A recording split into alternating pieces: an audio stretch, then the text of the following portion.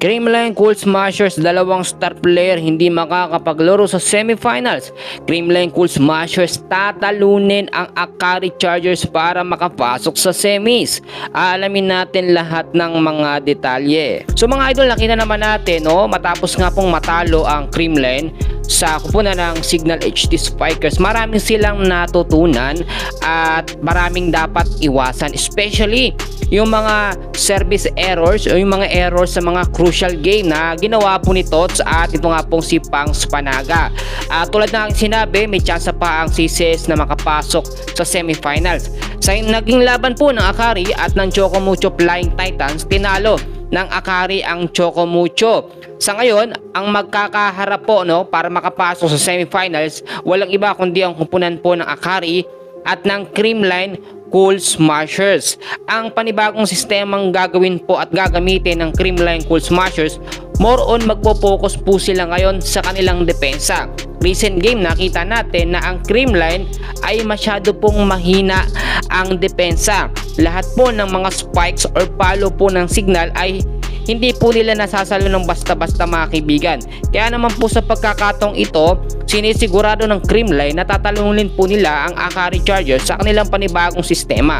Ang panibagong sistema po nila mga idol, hindi muna nila gagamitin or ayon na rin sila mga updates, possible na hindi muna gamitin sa starting lineup at sa mga crucial at intense game etong si Pangs Panaga at eto pong si Tots Carlos. So sinasabi ng iba, normal lang naman na magkamali, lalo na syempre kakabahan ka, lalo na pag umaabot ng set 5, lalo na kapag pa semifinals ang pinag-uusapan. Pero sa ganitong klaseng mga laban mga kaibigan, kailangan po maging maingat.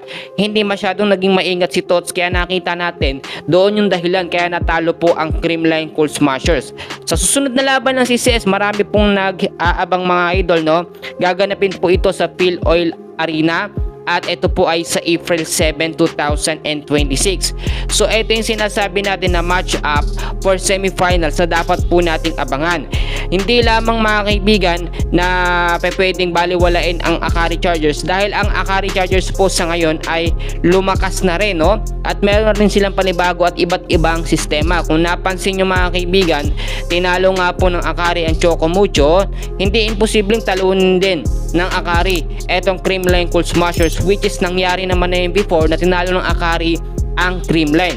Pero dati po kasi iba yung sistema at lineup po ng CCS, wala si Gian Morado de Guzman. Sa pagkakataong ito, all set na at balik na sa starting original lineup po ang Creamline Cool Smashers. Pero mga kaibigan, para sa inyo, dapat bang hindi gamitin si Tots at si Pangs Panaga para hindi po maulit yung nangyari sa laban kontra sa Signal HD Spikers, Pa-comment naman po ng inyong suggestion at inyong pahayag, para malaman po natin kung anong saloobin nyo. Yan po muna ang update natin sa ngayon. Maraming